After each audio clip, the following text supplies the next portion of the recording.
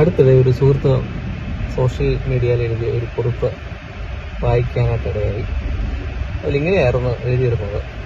അദ്ദേഹം പറയാണ്, അദ്ദേഹം അത്യാവശ്യം സോഷ്യൽ മീഡിയയൊക്കെ നന്നായി കൈകാര്യം ചെയ്ത് വിമർശനങ്ങളും പിന്നെ നല്ല പ്രോത്സാഹനങ്ങളും ഒക്കെ ഉൾക്കൊള്ളിച്ചുകൊണ്ട് ചെറിയ എഴുത്തുകളൊക്കെ എഴുതുന്ന ആളാണ്. അങ്ങനെ അതിന് ഒത്തിരി പ്രശംസ അദ്ദേഹത്തിന് ലഭിക്കാറുണ്ട്. ഒരിക്കൽ അദ്ദേഹം അവരുടെ സുഹൃത്ത് വലയത്തിന്റെ ഒരു ഗ്യാതറിംഗിൽ ചെന്നപ്പോൾ അവരിൽ ഒരു സുഹൃത്ത് അദ്ദേഹത്തോട് പറഞ്ഞു, താങ്കളുടെ എഴുത്തുകൾ ഞാൻ കാണുന്നുണ്ട്, നന്നായിരിക്കുന്നു എന്ന് പറഞ്ഞു.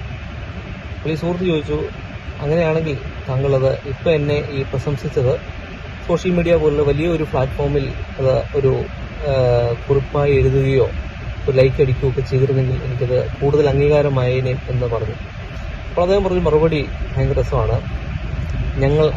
ഞാൻ അങ്ങനെ ചെയ്യാറില്ല.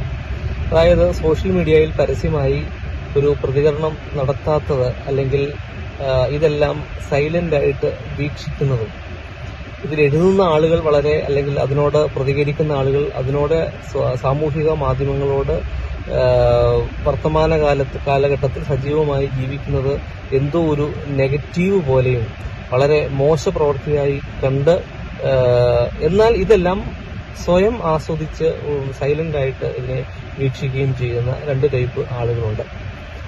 നമുക്ക് ഒരു പൊതു അഭിപ്രായങ്ങൾ ഉണ്ടാകുമ്പോൾ ആ അഭിപ്രായങ്ങൾ പൊതു ഇടങ്ങളിൽ പറയുവാനായിട്ട് സാധിക്കുന്നെങ്കിൽ തീർച്ചയായും അത് നമ്മുടെ ഒരു വലിയ വ്യക്തിത്വം. പൊതുവായിട്ട് കാണുന്ന കാര്യങ്ങളെ അഭിനന്ദിക്കുവാനായിട്ട് നമുക്ക് സാധിക്കുന്നുണ്ടെങ്കിൽ അത് നമ്മുടെ ഒരു വ്യക്തിത്വവും വിശാല മനസ്സുമാണ് സൂചിപ്പിക്കുന്നത്. സാധിക്കുമെങ്കിൽ ഇനിയുള്ള നമ്മുടെ മുൻപോട്ടുള്ള ജീവിതങ്ങളിൽ നല്ല കാര്യങ്ങളെ പ്രോത്സാഹിപ്പിക്കുകയും അഭിനന്ദിക്കുകയും ചെയ്യുവാനായിട്ട് പ്രത്യേകം ശ്രമിക്കുക എന്നുള്ള ഒരു വലിയ ആഹ്വാനം മാത്രമാണ് ഇപ്പോൾ നൽകാനായിട്ടുള്ളത്. നന്ദി.